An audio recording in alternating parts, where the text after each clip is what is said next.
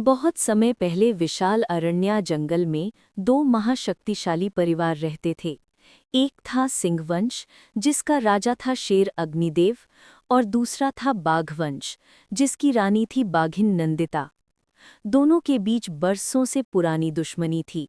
जंगल किसका, शक्ति किसकी, राज किसका। मगर इस दुश्मनी की आग उस दिन भड़क उठी जब नंदिता ने एक नन्हे बाघ शावक को जन्म दिया। बहरंग। जंगल में कहा जाने लगा, अगर बहरंग बड़ा हुआ तो जंगल का अगला राजा वही होगा। यही बात शेर अग्निदेव के मन में कांटे की तरह चुभ गई।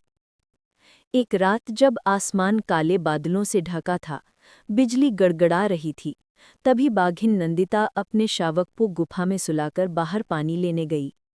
अग्निदेव, जो कई दिनों से घात लगाए बैठा था, मौका पाकर गुफा में घुस गया।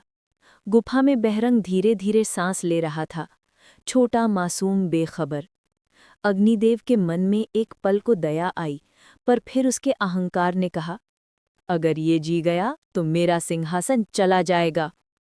उसने बच्चे को अपने बड़े पंजों में उठाया और रात के अंधेरे में गायब हो गया। जंगल में तूफान था, पेड़ों की टहनियां टूट रही थीं, और उसी के साथ टूट रहा था एक माँ का भविष्य। जब नंदिता लौटी तो गुफा खाली थी। वो दहाड़ उठी, मेरे बच्चे को किसने छुआ? पूरे जंगल में खलबली मच गई। उल्लू ने खबर उड़ाई, बंदरों ने पेड़ों पर चेतावनी फैलाई, हाथियों ने धमक धमक कर रास्ते तलाशे। हर कोई जानता था, नंदिता अगर किसी को पकड़ेगी तो उसकी जान बचेगी नहीं। लेकिन किसी के पास साहस नहीं था कि सच बता सके, क्योंकि अग्निदेव से सब डरते थे। अग्निदेव ने शावक को अपनी पुरानी, भूली हुई गुफा में छिपा दिया। वो बहुत कोशिश करता कि बच्चा रोए नहीं, मगर बहरंग बार बार करुण स्वर में ऊँ ऊँ करता। कई बार अग्निदेव का दिल पसीज जाता।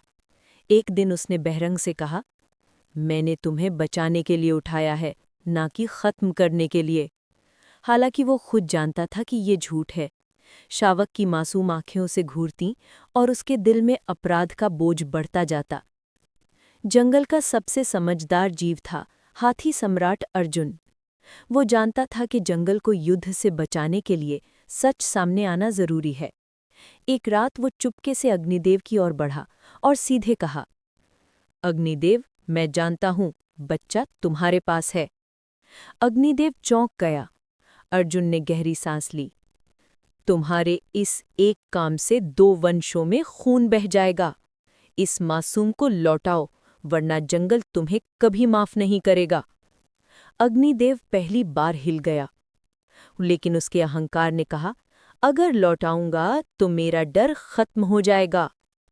उधर नंदिता ने गुफाओं, नदियों, पहाड़ियों का कोना कोना छान डाला। उसकी आंखें खून से लाल थीं। वो हर जानवर से पूछती, मेरे बच्चे को देखा है? लेकिन जंगल में सन्नाटा छा गया था।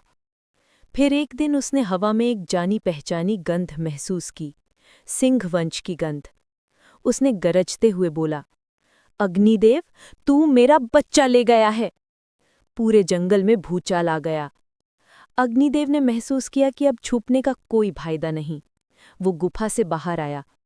दूर से नंदिता की दहाड़ गूंजी, ऐसी कि पेड़ों की पत्तियां कांप गईं। दोनों आमने सामने आए, एक तरफ शेर का गर्व, एक तरफ मां का गुस्सा। नंदिता ने दहाड़ते हुए कहा, मेरा बच्चा वापस दे दे, वरना तू जिंदा नहीं बचेगा। अग्निदेव ने पहली बार महसूस किया कि वो मां के सामने कितना छोटा है। अचानक अंदर से शावक के रोने की आवाज आई। ऊ ऊ। नंदिता की आंखें भर आईं। वो गुफा की ओर दौड़ी और वहां बहरंग को अपनी गोद में उठा लिया। उस क्षण पूरे जंगल में जैसे जीवन वापस लौट आया। नंदिता ने बच्चे को चाटा, सहलाया और फिर अग्निदेव की ओर मुड़ी। तू शक्तिशाली है, पर मां की ताकत कभी मत आजमा। अग्निदेव ने सिर झुका लिया। जंगल का राजा पहली बार टूटा हुआ लग रहा था। अर्जुन सम्राट आगे आए। अग्निदेव, तुमने गलती की है, लेकिन आज ये मामला खत्म किया जाएगा, क्योंकि एक बच्चा जब रोता है तो पूरा जंगल रोता है। अग्निदेव ने कांपते स्वर में कहा, मैंने जो किया वो डर की वजह से किया। नंदिता ने गहरी सांस ली, फिर बोली, गलती की है, लेकिन इसमें मेरे बच्चे का भविष्य है। मैं युद्ध नहीं चाहती, बस मेरे बच्चे को कभी मत छूना। अग्निदेव ने प्रण लिया, आज से बाघ वंश और सिंह वंश के बीच शांति होगी। दिन गुजरते गए, बहरंग बड़ा हुआ, जंगल में दौड़ता, कूदता, खेलता। अग्निदेव दूर से उसे देखता और मन ही मन खुश होता कि उसने विनाश की जगह क्षमा को चुना। नंदिता भी अब शांत हो चुकी थी। जंगल में फिर से जीवन लौट आया था। पक्षियों की चहचहाहट, हवा की खुशबू, जानवरों के बीच भाईचारा। जंगल अर्जुन सम्राट की बातों को कभी नहीं भूल पाया। कभी उस मासूम के रोने की आवाज़ इस जंगल में गूंजने मत देना।